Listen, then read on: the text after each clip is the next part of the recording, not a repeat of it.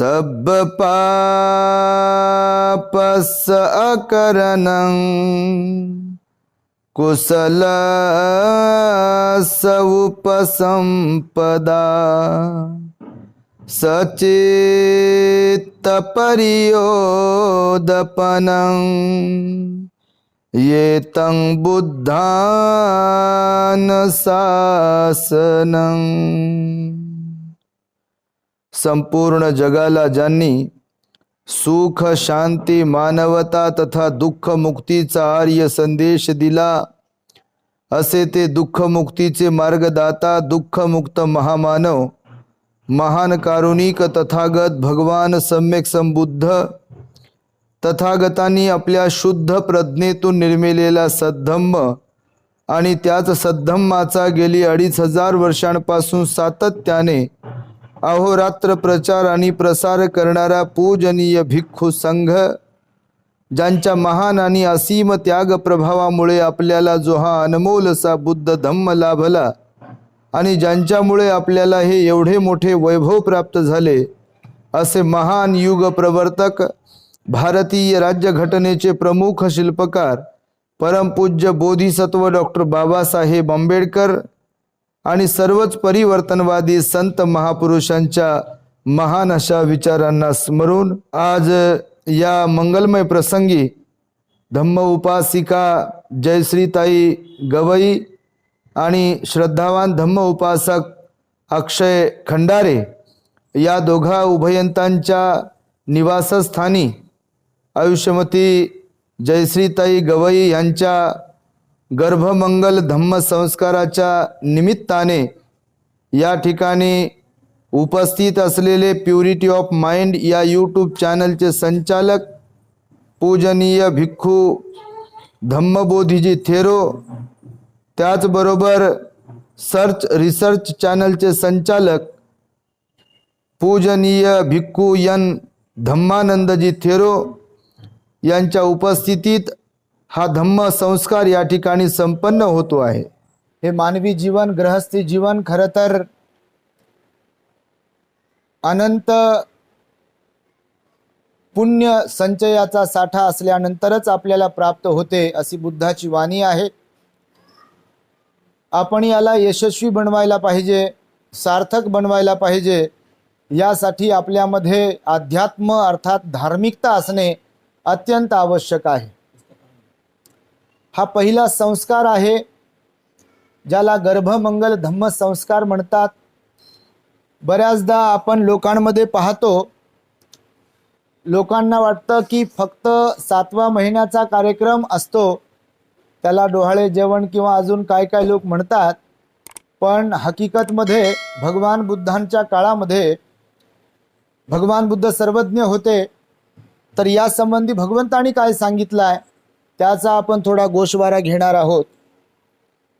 भगवान म्हणाले 3ऱ्या महिन्यापासून, जेव्हा 3 महिने कंप्लीट होतात एखाद्या गर्भवती मातेला, तेव्हा त्या 3ऱ्या महिन्यापासून 9व्या महिन्यापर्यंतचे म्हणजे एकूणच 7 महिने असतात आणि त्या 7 महिन्यांच्या कालावधीमध्ये जेवढं काही पॉसिबल होईल, जेवढं काही शक्य होईल तेवढं आपण त्या परिवाराकडून दान पुण्य केल्या गेलं पाहिजे, सील पालन केल्या गेलं पाहिजे आणि ध्यान साधना मीन्स मेडिटेशन केल्या गेलं पाहिजे।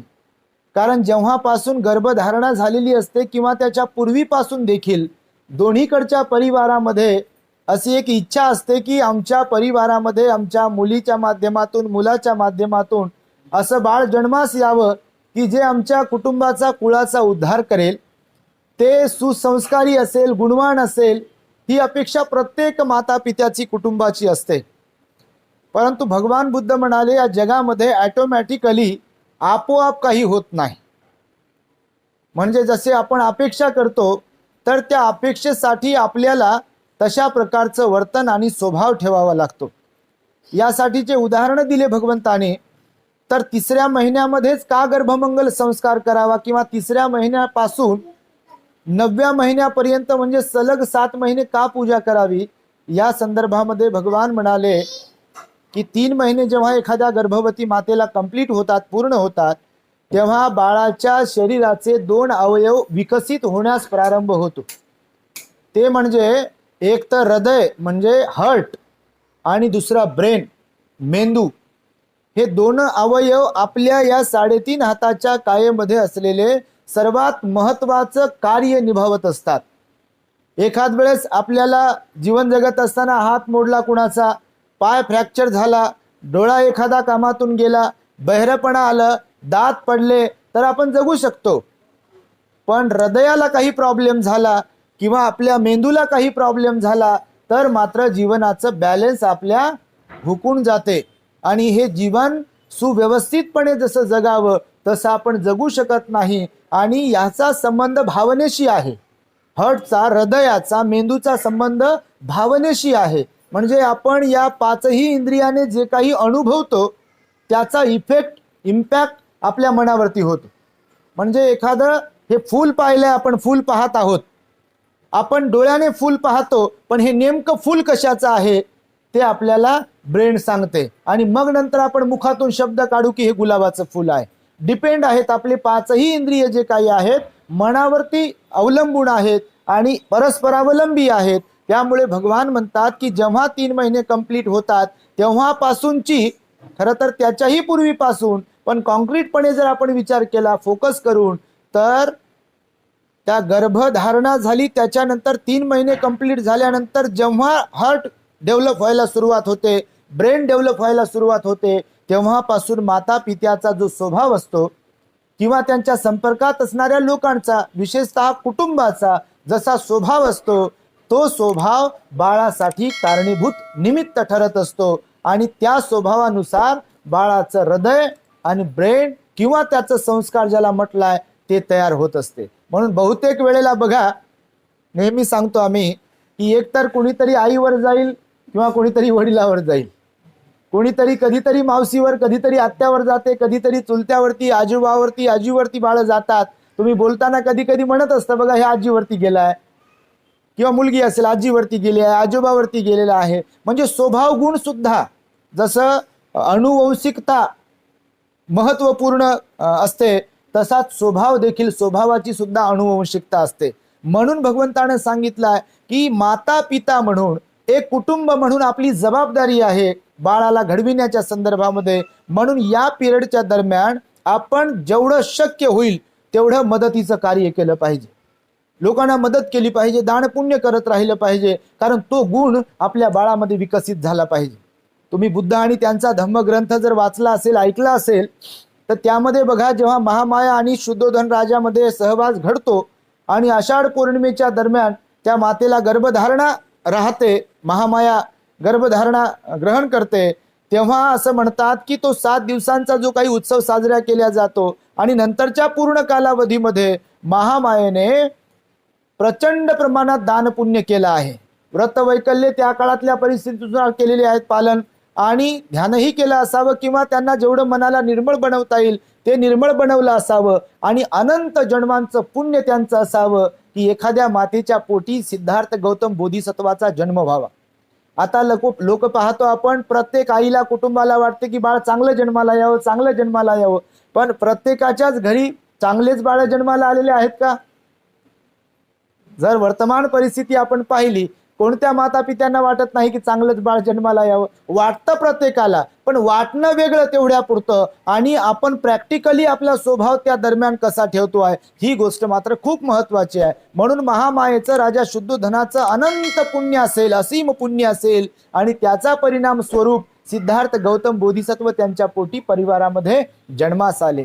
रामजी सुभेदार आणि भीमाईचं कितीतरी मोठं पुण्यकर्म असेल, प्रचंड पुण्यकर्म असेल. बाळ तर त्यांच्या अगोदरही जन्माला येत होते, त्यानंतरही जन्मास आले, पण बाबासाहेब जे जसा जन्म घेऊन आले इथे आणि जन्माला आल्यानंतर मोठे झाल्यानंतर जे इतरांचा विचार करू शकले, इथल्या लाखो करोडो लोकांचा विचार करू शकले आणि त्यांच्या चेहऱ्यावर हास्य फुलवू शकले, असे मुलं जन्माला आपल्या परिवारामध्ये येणं हे सौभाग्यवान लोकांचं, पुण्यवान लोकांचं लक्षण आहे. आणि त्यामुळे आपण हेतुपुरस्सर पुण्य संपादन करत राहिलं पाहिजे, कुशल कर्म करत राहिलो पाहिजे, जेवढं शक्य होईल तेवढं दान पुण्य करून या दरम्यान आपण शील पालन केलं पाहिजे. आज शीलाची प्रत्येक व्यक्तीला गरज आहे. शील म्हणजे नैतिकता, सदाचार. आज माणूस माणसांचा दुश्मन बनत चाललेला आहे. माणसांना विचारायला तयार नाहीत. घरामधले जरी विचार केले आपण तर अगोदरच्या काळामध्ये जेवढे जसे मुलांचे स्वभाव होते, मुलींचे स्वभाव होते, तसे स्वभाव आता राहिलेले नाही आहेत. त्याच्यामध्ये बदल झालेला आहे. म्हणजे आई वडिलांचं महत्व अगोदर जे होतं ते आता कमी होत चाललेलं आहे. किंवा मुलांवरती लक्ष देणं हे आई वडिलांचं जे कर्तव्य समजल्या जात होतं त्याच्यातही आज बदल होताना दिसतो आहे. भाऊ भाऊ असतील किंवा बहीण भाऊ असतील किंवा बहिणी बहिणी असतील, यांच्यामध्ये जे प्रेमाचं नातं असायला पाहिजे, जिव्हाळ्याचं नातं असायला पाहिजे, तेही आता कमी कमी होत चाललेलं आहे. आणि ह्या सगळ्या गोष्टींना कारणीभूत आहे माता पित्याचा स्वभाव, बाळाला जन्म घालतानाचा. आजची मुलं बघा कशी फास्ट आहेत आपल्याला दिसते. एखाद्या बाळाकडे मोबाईल जर दिला तर ते बाळ बरोबर ते गेमचं ऑप्शन, कशामध्ये ॲप्लिकेशन कोणतं आहे, त्याला अनलॉक कसं करायचं आणि गेम प्ले कसा करायचा, कुठे थांबवायचं, कोणते बटन प्ले करायचे, हे बाळाला समजते बघा. टीव्हीवरती रिमोट जर दिला तर बाळ शांत राहते, रिमोट दिला नाही की बाळ रडतात आजकालचे बघा. बरोबर की नाही? त्याला टीव्ही लावून दिली, लोक सांगतात आम्हाला भंतेजी एकदा टीव्ही लावून दिली की आम्ही आमचे कामं करतो, बाळ रडत नाही, काहीच नाही. म्हणजे टीव्ही पाहण्याचा संस्कार त्याचा सुरू आहे. आणि त्यालाही टीव्ही का आवडते तर आपण त्या दरम्यान म्हणजे गर्भावस्थेमध्ये जे जे म्हणून काही करत असते माता आणि पिता. आताचे मुलं म्हणून आता म्हणालो मी की मोबाईल मध्ये ते गर्क असतात, किंवा मोबाईल दिला नाही दिला तरी असं कानाला हात लावते ना हॅलो हॅलो म्हणते बाळ बघा. काही लेकरं असे हुशार आहेत आजकालचे, म्हणजे मोबाईल नसेल तर ते आईकडे वडिलांकडे पाहतात, घरातल्या लोकांकडे पाहतात आणि असं हाताला कानाला लावते आणि हॅलो हॅलो म्हणते.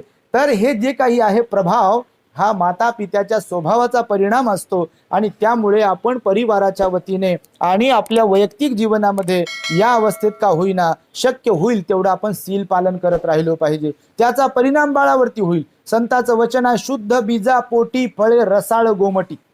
शुद्ध बीजापोटी म्हणजे बीज शुद्ध असायला पाहिजे, माता पिताचं आचरण शुद्ध असायला पाहिजे, परिवारातील लोकांचं आचरण शुद्ध असायला पाहिजे. जर आपलं आचरण शुद्ध असेल, निर्मळ असेल, तर निश्चितपणे आपल्या परिवारामध्ये जे बाळ जन्मास येते ते गुणवान बाळ जन्मास येते, सुंदर बाळ जन्मास येते. आणि त्याचसह ते बुद्ध धम्म संघाच्या या 3 रत्नांवरती श्रद्धा ठेवणारं बाळ जन्मास येते. आणि म्हणून तर भगवंताने सांगितलंय की दान पुण्य करत राहावे, सील पालन करत राहावे. जेवढं सील पालन करणं शक्य आहे, मग पंचशीलाचं पालन करणं असेल, अष्टशिलाचं पालन करणं असेल, हे आपल्या दोघांच्याही साठी महत्वाचं सांगितलं गेलेलं आहे. बऱ्याचदा असं होते की बा महिला गरोदर आहे मग तिचेच कर्तव्य आहेत, असंही कधी कधी होते अक्षय. पण तसं भगवंताने सांगितलं नाही आहे. म्हणजे दोघांनाही जबाबदार धरलेला आहे, दोघांचाही स्वभाव जबाबदार धरलेला आहे. आणि तिसरी गोष्ट जी भगवंताने सांगितली आहे ती म्हणजे साधना, मेडिटेशन. मेडिटेशन खूप जरुरी आहे. ही आपल्या मनामध्ये जी चंचलता असते किंवा मुलं रडत राहणे बालपणापासून, चिडचिडेपणा करणे किंवा ते आताताईपणा करणे, अट्टहास करणे, हट्टीपणाचा स्वभाव, हे जे काही आहे ती आपलीच देण असते, ती दुसऱ्यांची देण नसते. आणि त्यामुळे आपण स्वतःला संयमी बनवलं पाहिजे. या दरम्यान आपलं चित्त स्थिर असायला पाहिजे. या दरम्यान जेवढी पुस्तकं वाचता येईल, जेवढी बुद्धाची वाणी श्रवण करता येईल किंवा बुद्धाची वाणी जेवढी पठण करता येईल, बुद्धाची वाणी ही अमृततुल्य आहे आणि त्याचा आपण वापर केला पाहिजे, त्याचा लाभ प्राप्त करून घेतला पाहिजे. आणि त्यामुळे ध्यान सकाळी उठल्याबरोबर थोड्या वेळासाठी का होईना आपण असे स्तब्ध आणि शांत बसलो पाहिजे, डोळे बंद केले पाहिजे आणि आपल्या नाकावाटे जो श्वास आपण आतमध्ये घेतो आहोत, बाहेर सोडतो आहोत, त्याच्याकडे संपूर्ण लक्ष आपण केंद्रित केलं पाहिजे. कारण मन हे चंचल आहे, ते मनोमय आहे. आपल्याला ते रागवायला लावते, चिडायला लावते, बोलायला लावते, नको नको त्या गोष्टी करायला भाग पाडते. आणि त्यामुळे भगवंतांनी ध्यान साधना ही मनाच्या निर्मळतेसाठी, मनाला एकाग्र ठेवण्यासाठी अत्यंत महत्त्वाची कामगिरी बजावते, अशा प्रकारचं सांगितलेलं आहे. आणि म्हणून रामजी सुभेदारांकडून एक आदर्श पिता कशाला म्हणतात, एक आदर्श माता कशाला म्हणतात, हे खरं तर महापुरुषांच्या आई वडिलांकडून आपण आदर्श घेतला पाहिजे. नेहमी सांगतो लोकांना मी की माता पिता जर आदर्श असतील तर निश्चितपणे त्यांची मुलं हे सुद्धा आदर्श पुत्र म्हणून जन्माला येऊ शकतात, आदर्श पुत्री म्हणून जन्माला येऊ शकतात. पण माता पितांमध्ये जर प्रॉब्लेम असेल स्वभावाच्या बाबतीमध्ये तर मग प्रॉब्लेम होतो मुलांमध्ये. काही गोष्टी अशा असतात बघा, जसे तुम्ही शाळेतले शिक्षण देण्यासाठी फीस भरता, आणि चांगल्या चांगल्या स्कूलमध्ये आपल्या मुलांचं ॲडमिशन करून देता. तो मुलगा ती मुलगी अत्यंत हुशार बनते ज्ञानामध्ये शिक्षणामध्ये, परंतु स्वभावाचा जर विचार कराल तर ते स्वभाव आपण जर सुसंस्कार जर दिले नाही तर आपल्याला अभिप्रेतच त्यांचा स्वभाव असेल याची खात्री नसते. असते काय खात्री?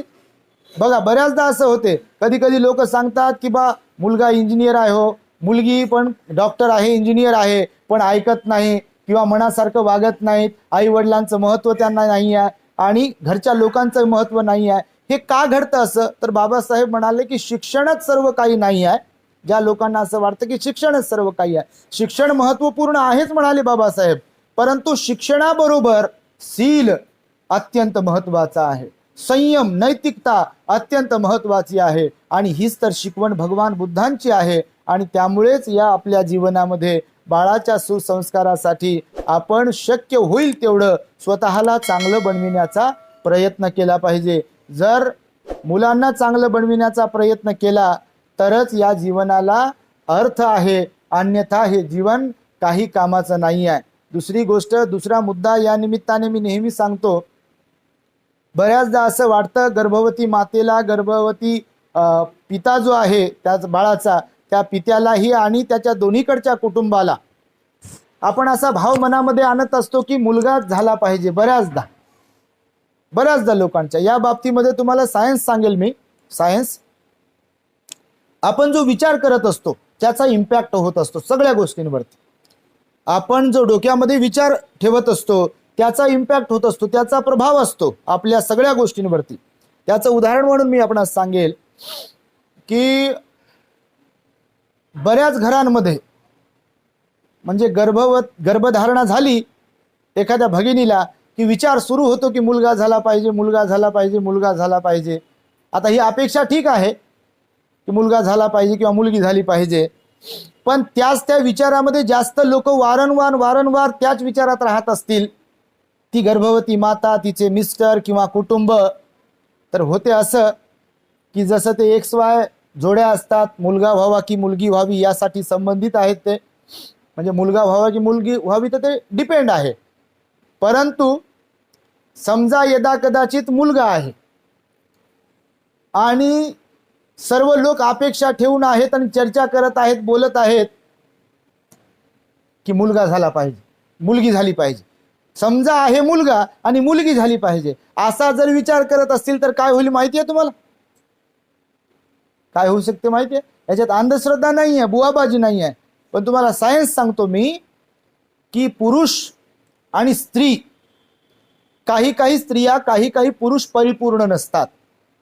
म्हणजे तृतीयपंथी जे लोक असतात बघा, तुम्हाला माहित असेल, हा त्याचा परिणाम असतो की ज्या परिवारामध्ये असं एकदम घट्ट मानसिकता असते की मुलगीच झाली पाहिजे किंवा मुलगाच झाला पाहिजे, अशा प्रकारची मानसिकता वारंवार केल्या जात असेल तर गर्भामध्ये जे काही बाळ आहे त्याच्या गुणवत्तेसाठी मात्र आपण मंगलमैत्री केली पाहिजे, त्याच्या निरोगी उदंड आयुष्यासाठी, सुदृढतेसाठी आपण मंगलमैत्री केली पाहिजे. परंतु असा मनामध्ये पुन्हा पुन्हा विचार आणता कामा नये की ती मुलगीच असावी किंवा मुलगाच असावा. याचा परिणाम होतो जन्माच्या नंतर. आणि मग कधी कधी बघा काही माणसं असे असतात की ते पुरुष तर असतात पण आवाज जर पाहिला तर महिलेसारखा असतो. तुम्ही कधी पाहिला असेल कधी कधी, किंवा बोलण्याची स्टाईल महिलांसारखी असते किंवा स्वभाव पण महिलांसारखे असतात. काही स्त्रिया पण असे असतात की स्त्रिया तर असतात पण त्यांचा स्वभाव जो असतो पुरुषांसारखा असतो, कधी कधी आवाज जाडा भरडा असतो कधी कधी पुरुषांसारखा, किंवा स्वभाव जो आहे तोही पुरुषांसारखा असतो. तर हे काही ऑटोमॅटिक होत नाही, हे ऑटोमॅटिक होत नाही. तर ह्याच्या मागे रिझन आहे, ह्याच्या मागे हे कारण आहे की आपण ज्या प्रकारचा विचार करत असतो. काही लोक म्हणतात की मुलगी झाली पाहिजे, मुलगी झाली पाहिजे, मुलगी झाली पाहिजे, मुलगी झाली पाहिजे असा विचार असतो, आणि काहींचा विचार असतो मुलगा झाला पाहिजे, मुलगा झाला पाहिजे. तर हा जो विचार आहे, हा विचार जर अशा प्रकारे गुरफटलेला असेल तर मग ती कॅच करणे जे आहे, विचारांचा प्रभाव जो आहे, व्हायब्रेशन्स जे असतात आपल्या विचारांचे, तर ते व्हायब्रेशन तिथे कामी पडतात आणि ते तशा प्रकारचा जन्म होतो. आणि म्हणून तुम्हाला मी सांगतो की बघा, सिद्धार्थ गौतमाच्या जन्माच्या वेळेला असं म्हणतात की बाबासाहेबांच्याही जन्माच्या पूर्वी सिद्धार्थ गौतमाला जेव्हा महामाईला गर्भधारणा झाली तेव्हा काही ऋषीमुनींना बोलविल्या गेलं होतं, बाबासाहेबांनी लिहिलं, आणि गर्भधारणा झाली तर नेमकं काय होणार आहे असं विचारण्यात आलं त्या ऋषीमुनींना. आणि तेव्हा सांगितलं गेलं, म्हणजे ते 7-8 लोक होते, त्या सर्वांकडून सांगितलं गेलं की तुमच्या घरी एक पुत्र रत्नाचा लाभ होणार आहे. आणि सर्व लोकांकडून सांगितलं गेलं की जर तो घरात रमला तर चक्रवर्ती सम्राट होईल, आणि जर त्याने गृहत्याग केला तर तो सम्यक संबुद्ध होईल, असं सांगितलं गेलं होतं. आणि बरोबर मग तो आनंद आणि त्या सगळ्या गोष्टी परिवारामध्ये निर्माण झाल्या होत्या. असं म्हणतात की बाबासाहेब सुद्धा जन्माला येण्याच्या पूर्वी त्यांची आई वगैरे धुणं धुवायला कुठेतरी गेली, आणि रामजी सुभेदाराचे भाऊ का कोणीतरी होते, तेही संन्यासी होते, आणि त्यांनी सुद्धा त्या आपल्या भीमाईला सांगितलं, म्हणतात की तुझ्या पोटी एक बाळ जन्माला येईल, तो सगळ्या कुळांचा उद्धार करेल. आणि तसंच घडलेलं आहे. म्हणून आई वडील हे खूप महत्त्वाचे असतात, किंवा त्यांच्या संदर्भामध्ये विचार करणारे लोक जे असतात तेही फार महत्त्वाचे असतात. आणि त्यामुळे जसा आहाराचा बाळाच्या शरीरावर परिणाम होतो, जसं आता डॉक्टर आहार देतात एखाद्या गर्भवती मातेला की कोणता आहार घेतला पाहिजे, किती आहार घेतला पाहिजे, व्यायाम कोणता केला पाहिजे, किंवा काय जे काही असेल ते, त्या आहाराचा बाळाच्या शरीरावर परिणाम होतो, हे आपणास ठाऊक आहे. तसंच आपल्या आचारा विचाराचा त्या बाळाच्या मनावरती, स्वभावावरती, संस्कारावरती परिणाम होतो. म्हणून भगवंताने सांगितलं की शक्य तेवढं आपण दान पुण्य करावं, शक्य होईल तेवढं सील पालन करत राहावं, आणि ध्यान तर रोज करावं. आणि त्याही पेक्षा, या तीनही गोष्टींपेक्षा महत्वाची एक गोष्ट सांगितली भगवंताने, ती म्हणजे मंगल मैत्रीची, ज्याला सद्भावना म्हणतो आपण. ही सद्भावना मात्र अत्यंत महत्वाची आहे. ती सद्भावना रोज आपण सर्वप्रथम सर्वांच्या प्रती करत राहिलो पाहिजे, आणि त्यानंतर आपल्या बाळाच्या प्रती, आपल्या प्रती सद्भावना करत राहिलो पाहिजे. आपल्याला सुख शांती प्राप्त हो, निरोगी उदंड आयुष्याचा लाभ हो, असाही आपण मनोमन विचार केला पाहिजे. आणि सर्व जगतातल्या सत्वांच्या प्रती सुद्धा असाच भाव मनामध्ये आणला पाहिजे की सर्वांना सुख शांती समाधान आयुष्य आरोग्य आणि बल प्राप्त होत राहो, सर्वांच्या इच्छा आकांक्षांची पूर्तता होत राहो, सर्व लोक दुःखातून रोगातून संकटातून त्रासातून भयातून मुक्त हो, असा मनोमन भाव आपण मनामध्ये व्यक्त करत राहिलो पाहिजे. जर अशी मंगल मैत्री करत राहिलो तर निश्चितपणे बाळ आपल्या परिवारामध्ये जे जन्माला येणार आहे ते सुदृढ सुसंस्कारी आणि गुणवान बाळ जन्माला येईल. शेवटचा मुद्दा मी सांगेल की आता जसं तुम्हाला म्हणालो की मुलगी किंवा मुलगा असू शकते, जे काही असेल ते, पण ज्या महिलांना विशेषतः असं वाटते कधी कधी की मुलगाच असावा मुलगी नसावी, खरं तर त्याही महिलाच असतात की ज्या असा विचार करतात. ही म्हणजे एवढी आश्चर्यकारक गोष्ट आहे खरं तर या जगातली, मला वाटतं. म्हणजे महिलांनाच जास्त वाटते की कुळाचा दीपक जन्माला आला पाहिजे. ह्या वेळेस त्या विसरतात कधी कधी की आपण सुद्धा एक स्त्री आहोत, आणि स्त्री पुरुषाची जर तुलना केली काही बाबतीमध्ये, विशेषतः आपुलकी, जिव्हाळा, परोपकार, प्रेम या संदर्भामध्ये जर आपण विचार केला तर पुरुषांपेक्षा सरस ह्या स्त्रिया असतात. तुमच्या सर्वांचा तो अनुभव असेल. तुम्ही क्षणभर मनाला विचारा की मायबापामध्ये बहीण भावामध्ये सर्वात जास्त जीव कोणाचा असतो? कोणाचा असतो?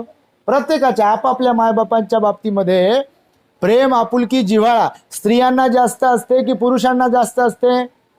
अपवाद वगळता बरं, असं म्हणत नाही की मी पुरुष बरोबर नाहीत, पण अपवाद काही गोष्टींचा सांगितलाय भगवंताने. त्यामुळे स्त्रियांच्या मनामध्ये मात्र खूप प्रेमाचा भाव असतो, आपुलकीचा जिव्हाळ्याचा भाव असतो. त्या जरी सासरी असतात स्त्रिया नांदण्यासाठी, पण त्यांची ओढ मात्र माहेरामध्ये असते. भावामध्ये जीव असतो, भाऊजाईमध्ये जीव असतो, आईमध्ये जीव असतो, आजी जे कोणी असतील पप्पा भाऊ त्यांच्यामध्ये जीव असतो. 17 वेळा विचारतील. आता मी पाहतो लोकांमध्ये, आता आपण पण तरुण आहोत, बाहेर असलेली मुलं फार क्वचित मायबापाला फोन करत असतील, पण बाहेर असलेल्या मुली मात्र क्षणाला मायबापाला फोन करत असतील. तू जेवण केलं का, तब्येत बरी आहे का, टॅबलेट घेतली का, काय झालं का, काय नाही.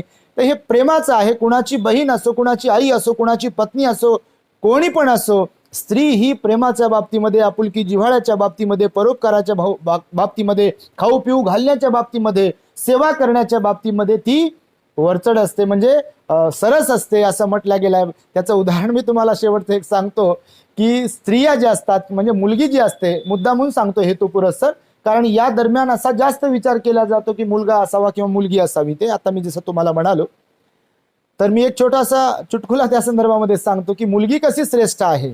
मुलंही श्रेष्ठच असतात. एकदा बघा, भगवान श्रावस्तीमध्ये होते. राजा प्रसेनजित माहीत असेल तुम्हाला, प्रवचनामधून बऱ्याचदा सांगितलं जाते. राजा प्रसेनजित होता आणि तो भगवंताकडे आला. प्रसन्न मुद्रेनं भगवंताचं प्रवचन ऐकलं आणि तेवढ्यात एक सैनिक आला तिथे आणि राजाच्या कानात सांगितलं की महाराज, आपल्याला पुत्री झालेली आहे, मुलगी झाली. मल्लिका राणी त्याचं नाव होतं, तिच्या पत्नीचं, राजाच्या राणीचं नाव होतं. आणि राजाला सांगण्यात आलं, भगवंताच्या समोर बसलेला राजा, महाराज आपल्या घरी बाळ जन्मास आलाय आणि मल्लिका राणीने एका मुलीला जन्म दिलाय. आत्तापर्यंत राजा प्रसन्न होता, खुश होता, आनंद त्याच्या चेहऱ्यावर झळकत होता. पण नेमकं त्याच्या कानात जेव्हा सांगितलं की मुलगी झाली आहे, तेव्हा राजाचा चेहरा असा बारीक झाला, पडला. मुलगी झाली आणि तो खिन्न, उदास झाला. लगेच चेहरा बदलतो बघा आपला, कधी कधी चेहरा लगेच बदलतो, कोमेजून जातो. आणि मग राजा असा उदास झाला. भगवंताने विचारलं, महाराज आताच तर आपण प्रसन्न होतात, आताच तर आपण खुश होतात, चेहऱ्यावरती तुमचा आनंद झळकत होता, आणि काय झालं आता? लगेच भगवंत तर सर्वज्ञ होते, जाणकार होते, पण तरी त्याच्याकडून उकल करून घेण्यासाठी म्हणून तर त्याने सांगितलं, भगवान आताच आमचा एक नोकर आला आणि त्याने माझ्या कानात सांगितलं की मल्लिका राणीने एका मुलीला जन्म दिलाय. तेव्हा भगवान बुद्ध स्मित हास्य करतात आणि राजाला सांगतात, महाराज तुम्ही जिच्या पोटी जन्म घेतलाय, जिचा मुलगा एवढा शूरवीर आहे, एवढा श्रद्धावान आहे, तर तुम्हाला कोणी जन्म दिलाय? एका स्त्रीनेच जन्म दिलाय ना. मला सिद्धार्थ गौतम असताना कोणी जन्म दिला? एका स्त्रीने, महामायेने जन्म दिलाय. जेवढे बोधिसत्व झाले, जेवढे संत झाले, जेवढे महापुरुष झाले ना, आताही जेवढे काही चांगले चांगले लोक असतील किंवा सगळेच लोक, सगळ्यांना जन्म देणारी कोण आहे? स्त्री आहे की पुरुष आहे? पुरुष जरी जबाबदार असला तरी तिचा पुनर्जन्म होतो जन्माला घालताना बाळाला, हे तुम्ही अनुभवत असाल. ते 9 महिन्याच्या ज्या काही वेदना असतील, त्रास असेल, ते क्रंदन करणं, रडणं आणि स्वतःला जपणं, त्या बाळासाठी स्वतःला जपणं, काय खायचं नाही आहे, काय नाही खायचं आहे, सगळ्याच गोष्टींच्या बाबतीमध्ये त्या बाळाला जपून, बाळाच्या साठी म्हणून आपण स्वतःला प्रतिबंध लावून घेतो आणि बाळ जन्मास घालतो. आणि म्हणून भगवंताने त्या राजाला सांगितलं आणि मग राजा पुन्हा नॉर्मल झाला. त्याला पटवून दिलं भगवंताने की मुलगी सुद्धा श्रेष्ठच असते. तर त्याच्यावरून एक छोटासा चुटकुला आहे की मी नेहमी सांगतो की मुलगी ही फॅक्स समान आहे, तर मुलगा हा झेरॉक्स समान आहे. फॅक्स मशीन असते ऑफिसमध्ये, आपल्या कार्यालयामध्ये, आणि झेरॉक्स मशीन पण असते. तर मुलीची खासियत ही आहे की ती फॅक्स मशीन सारखी असते. कारण फॅक्स मशीन, समजा ताईच्या कार्यालयातून किंवा अक्षयच्या कार्यालयातून कुठेतरी बाहेर देशात जरी फॅक्स करायचा असेल तर ॲट अ टाइम इकडनं तो पेपर आतमध्ये जाईल आणि तिकडे त्यांना तो प्राप्त होईल. आणि झेरॉक्स मशीनचं मात्र वेगळं आहे. वरचं झाकण उघडलं, त्याच्यात ती ओरिजिनल प्रत जी आहे ती ठेवली, झाकण लावलं, बटन दाबले की ओरिजिनल पाहिजे की ब्लॅक अँड व्हाईट पाहिजे, 1 प्रत पाहिजे की 10 प्रत पाहिजे, ते बटन दाबले की तिथच्या तिथे खालून मग ते आपल्याला झेरॉक्स येते. आणि त्यातही कधीतरी ओरिजिनल आली तर म्हणजे चांगली क्लिअर आली तर क्लिअर येते, नाही तर तीही क्लिअर येत नाही. मुलांचं पण असंच आहे. क्लिअर असतील, काही काही फार चांगले असतील, मायबापाला, बहीण भावाला, बायकोला, सगळ्यांना समान न्याय देणारे, प्रेम देणारे, तर ते क्लिअर झेरॉक्स सारखे, कलरफुल झेरॉक्स सारखे असं समजूया आपण, अक्षय सारखे. आणि काही काही मग ते क्लिअर जर येत नसतील झेरॉक्स, तर ते मात्र मग ना मायबापाला ओळखतील, ना बायकोला प्रेम देतील, ना बायकोला जीव लावतील, ना लेकरांना जीव लावतील, ना समाजाचे होतील, ना अजून कुणाचे होतील. तर ते मग ते एकदम अशा शब्द ओळखायला येत नाहीत, अशा प्रकारची जी झेरॉक्स असते तर ते तसे असतात ते. आणि मुलगी फॅक्स समान असतात. त्या जरी दुसऱ्या घरी जातात नांदायला, तर मी आता जे सांगितलं आहे तरी सुद्धा त्यांचं प्रेम आई वडिलांवरचं, भावावरचं आणि सगळ्यांवरचं कमी होत नाही. आणि मुलगा जरी 24 आवर आई वडिलांच्या सोबत राहत असला तरी सोबत राहून देखील कधी कधी काही काहींच्या बाबतीमध्ये आई वडिलांचं जे महत्व आहे, बहीण भावाचं जे महत्व आहे, ते मात्र कमी असते. आणि म्हणून मी सांगतो की मुली खरोखरच फॅक्स मशीन सारख्याच असतात आणि अपवाद वगळता मुलं हे झेरॉक्स सारखेच असतात, पूर्ण वेळ जरी ते घरी राहिले तरी सुद्धा. आणि म्हणून असा काही विचार कोणी करू नये की बा मुलगाच झाला पाहिजे किंवा मुलगीच झाली पाहिजे. जे असेल त्याचा आनंदाने स्वीकार केला पाहिजे, कारण या जगात असे काही लोक आहेत की ज्यांना संतान नाही आहे. अशा काही भगिनी आहेत, अशा काही माता आहेत की त्यांना माता होण्याचं भाग्य लाभलेलं नाही आहे किंवा लाभत नाही. आपण त्यांच्याशी कंपेअर केलं पाहिजे की आपण पुण्यवान आहोत. आपलं पुण्य आहे की आपल्याला आई होण्याचा मान प्राप्त होत आहे, बाप होण्याचा मान आपल्याला प्राप्त होत आहे. यासाठी आपण धन्यवाद मानले पाहिजे आपल्या कुशल कर्माचे, धन्यवाद मानले पाहिजे बुद्ध धम्म संघाच्या श्रद्धेचे, धन्यवाद मानले पाहिजे आपल्या मायबापाचे की आपण सुद्धा आई बनणार आहोत, आपण सुद्धा बाप बनणार आहोत. आणि ही गोष्ट ग्रहस्थ लोकांच्यासाठी अत्यंत महत्वाची आहे. भगवान म्हणतात संतती प्राप्त होणे हा ग्रहस्थाच्यासाठी खूप मोठा आनंद असतो. म्हणून तर बापा वजनाच्या भारोभार साखर तर कुठे मिठाई वाटप केल्या जाते लोकांमध्ये. आणि त्यामुळे आपण आई होण्याचा जो मान आहे तो प्राप्त केलेला असतो. त्यामुळे आपण धन्यवादास पात्र असता. वडील होण्याचा मान आपण प्राप्त केलेला असतो, त्यामुळे आपणही धन्यवादास पात्र असता. आणि त्यामुळे निश्चितपणे संतती सुखाला आपण सुख मानलं पाहिजे, आनंद मानला पाहिजे त्याच्यामध्ये, आणि संततीला घडवलं पाहिजे. कारण सरते शेवटी मी आपणास सांगतो, आपण नेहमी प्रवचन ऐकता, आम्हाला माहिती आहे, ताईला मी नेहमी पाठवतो. दी ग्रेट हॅपीनेस नावाचं आपलं जे चॅनल आहे त्याच्या नेहमीच्या लिंक आजही आपल्या प्युरिटी ऑफ माइंडची पण लिंक पाठवली आहे. भंतेचं चॅनल आहे, आमच्या भंतेचं रिसर्च चॅनल आहे, प्युरिटी ऑफ माइंड आहे, दी ग्रेट हॅपीनेस आहे. रोज नवनवीन धम्मदेशना असतात. 10 पारमिता मागे आपण ऐकले असतील, 10 पारमिता सांगून झाल्या, पूर्णत्वाच्या 10 अवस्था ज्या भगवंताने सांगितल्या. आणि आता महामंगल सूक्ताच्या संदर्भामध्ये सुरू आहे. तर भगवंताने म्हटलेलं आहे, नेहमी सांगतो आपण की खूप मोठी संपत्ती कमविण्यापेक्षा जर काय आवश्यक असेल तर योग्य आणि उत्तम संतती आपल्याला घडवता आली पाहिजे. संतती घडवता आली पाहिजे. संपत्ती कधीही कमवू आपण जीवनामध्ये, पण संतती एकदा जर का घडवता नाही आली, संततीला एकदा का चांगले संस्कार नाही टाकता आले आपल्याला, तर जीवन हे व्यर्थ आहे. मग पुढे चालून जर संतती बेमान निघाली किंवा आपल्याला न ओळखणारी निघाली तर त्या संपत्तीला काय करता, ती कोणत्या कामाची आहे. आणि म्हणून हा गर्भमंगल संस्कार जो केला जातो तो केवळ यासाठीच केला जातो की आपल्या बाळावरती चांगले संस्कार पडले पाहिजे. आपलं बाळ हे सद्गुणी म्हणून जन्माला आलं पाहिजे. आणि सद्गुणी बाळ जन्माला येण्यासाठी एक आई म्हणून, एक वडील म्हणून आपलं काय कर्तव्य आहे किंवा एक परिवार म्हणून आपलं काय कर्तव्य आहे ह्याची जाणीव करून देण्यासाठी सुद्धा म्हणून हा परित्राणाचा गर्भमंगल धम्म संस्काराचा कार्यक्रम असतो. तेव्हा निश्चितपणे जयश्री ताई आणि अक्षय, आपण दोघेही सुज्ञ आहात, धार्मिक आहात, श्रद्धावान आहात, बुद्ध धम्म संघावर आपली श्रद्धा आहे.